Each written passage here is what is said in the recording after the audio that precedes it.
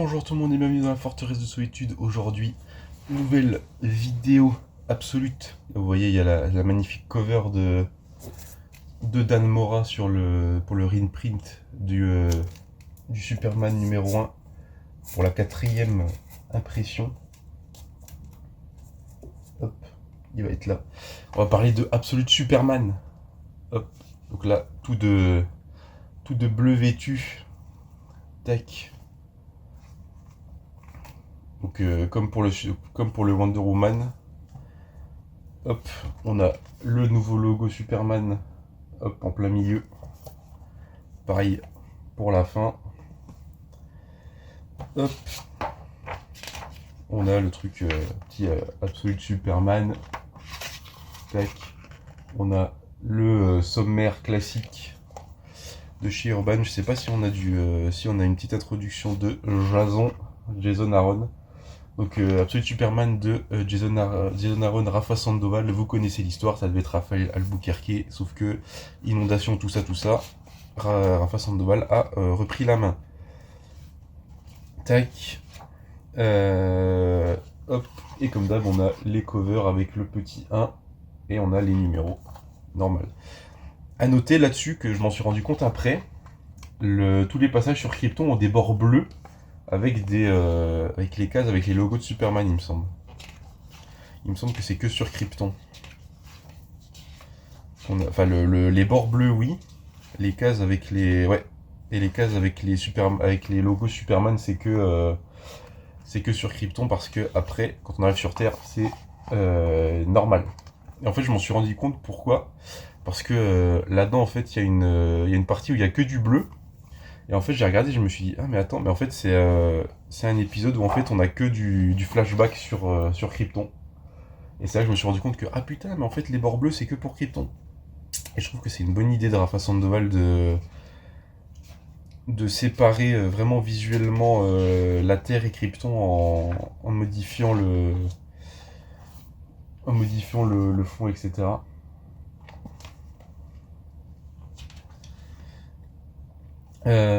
Alors du coup, pour l'histoire, bah du coup, alors si du coup c'est...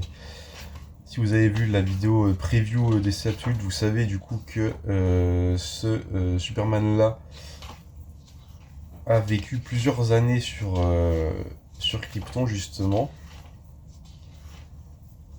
Vu qu'on le voit là, quand on le voit, il est déjà très... on va dire qu'il a quoi? Il a 5-6 ans, voire plus. Quand ils sont sur Krypton et que ses parents se rendent compte que Krypton va mourir.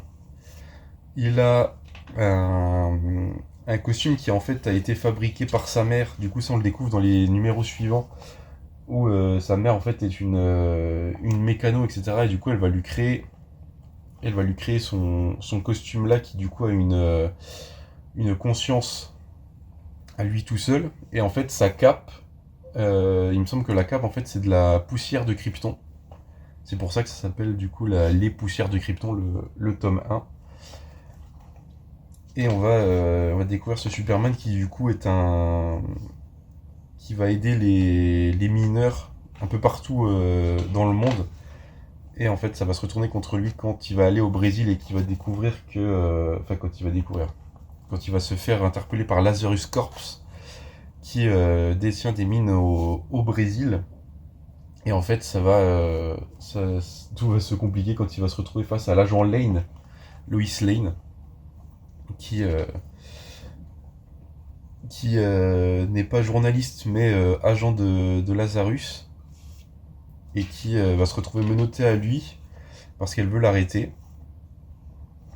Mais du coup, son costume, du coup, avec sa conscience qui s'appelle Sol, va réussir à le libérer, enfin à détacher la menotte. Et en fait, on va se rendre compte que le système Brainiac de Lazarus, en fait, c'est pas un algorithme, c'est un vrai mec qui s'appelle Brainiac, du coup, donc le Absolute Brainiac, qui se fait passer pour une machine ou un algorithme, et en fait, elle va péter un câble, elle va dire non, mais il faut que j'écrive moi-même mon rapport pour dire ce que j'ai ressenti avec ce Superman, sachant que C'est c'est la Terre qui l'appelle Superman, c'est pas lui qui se proclame Superman. Hop, du coup on le voit là, elle écrit son rapport, elle dit ah ça fait du bien.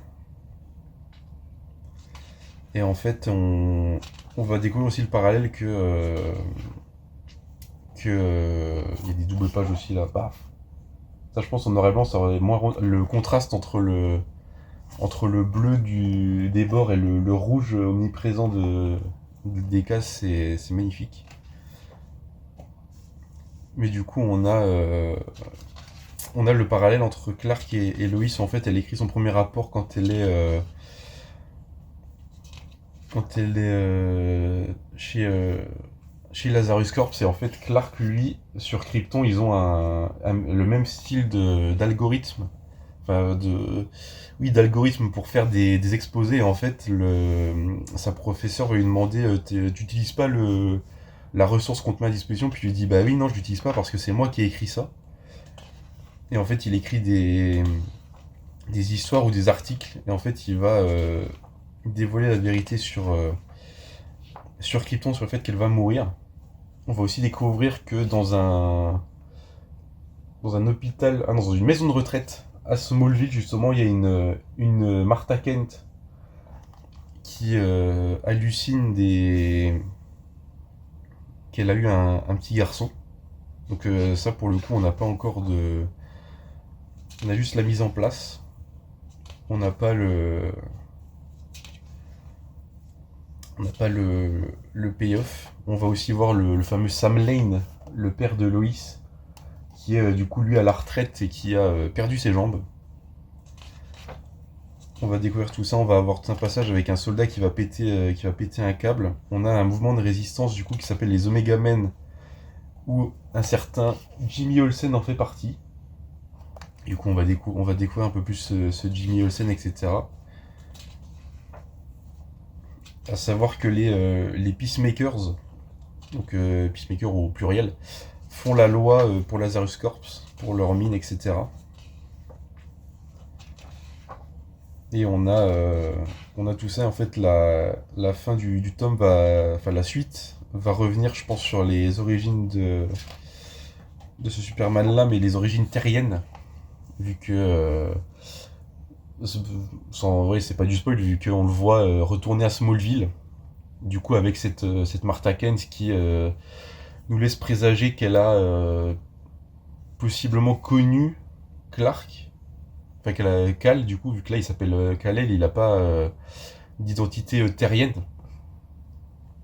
Mais oui, c'était très cool aussi à lire. C'est oui, c'est du Jason Aaron dans le texte. Il y a beaucoup de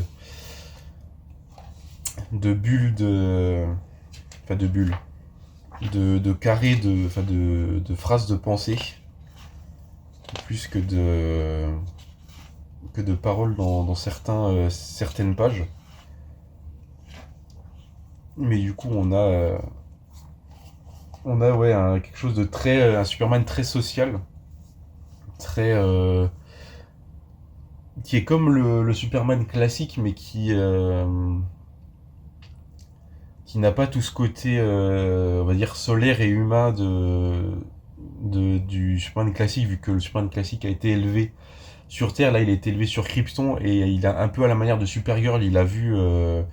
Quand ils sont partis de Krypton, il a vu en fait à peu près tous les vaisseaux autour de lui se faire détruire. Donc il est un peu plus réservé. Puis surtout par rapport à l'autre Superman, en fait, il a des passages où il parle normalement et d'autres où il se met à murmurer, à parler dans sa barbe où personne ne l'entend. Et en fait, il y a un moment où je crois Lois Lane, je sais plus si c'est Lois, si ça doit être Lois, où en fait, je crois quand elle écrit son rapport, elle se rend compte, elle dit j'ai l'impression d'avoir un enfant en fait qui à un moment est hyper heureux et après il est extrêmement réservé, etc. En fait, c'est vraiment ça, on a l'impression qu'il n'a pas tellement grandi depuis le moment où il est parti de Krypton. Mais il y a quand même des changements significatifs par rapport au Superman classique.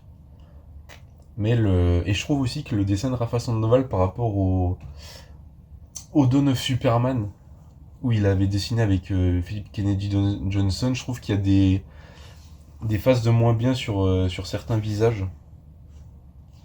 Notamment la fin du numéro 1 là, avec le visage de Jor-El qui est un peu too much. Alors c'est très très beau, mais je trouve que. Je sais pas si c'est les couleurs ou quelque chose comme ça, mais je trouve qu'il y a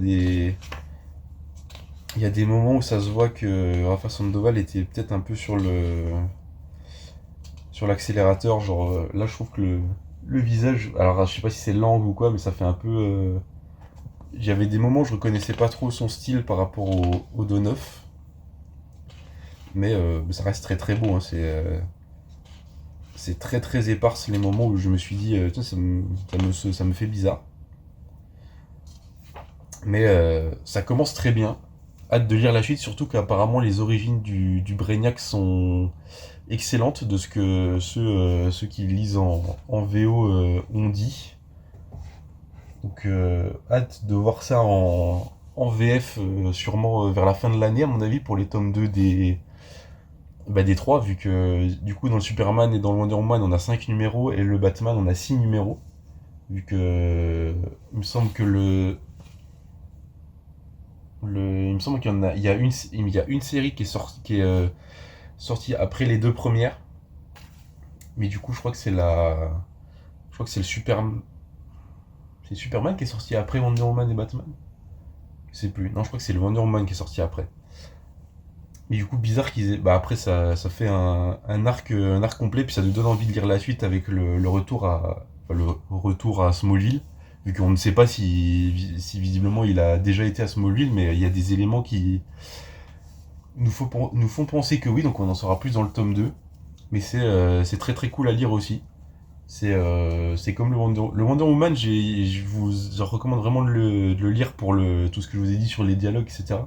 Là, si vous voulez du Superman différent, ouais, lisez ça parce qu'il est beaucoup plus engagé, etc. Pour les travailleurs, surtout au début. Mais du coup, ouais, c'est très très cool. Maintenant, il n'y a plus qu'à attendre le Batman. Donc moi, je vous dis à la prochaine donc la prochaine vidéo absolue, ça sera le Batman avec la version Pulps ou la version noir et blanc si je la reçois avant. Mais du coup, moi, je vous dis à la prochaine dans une prochaine vidéo. Et n'oubliez jamais de lire sous concession. Ciao!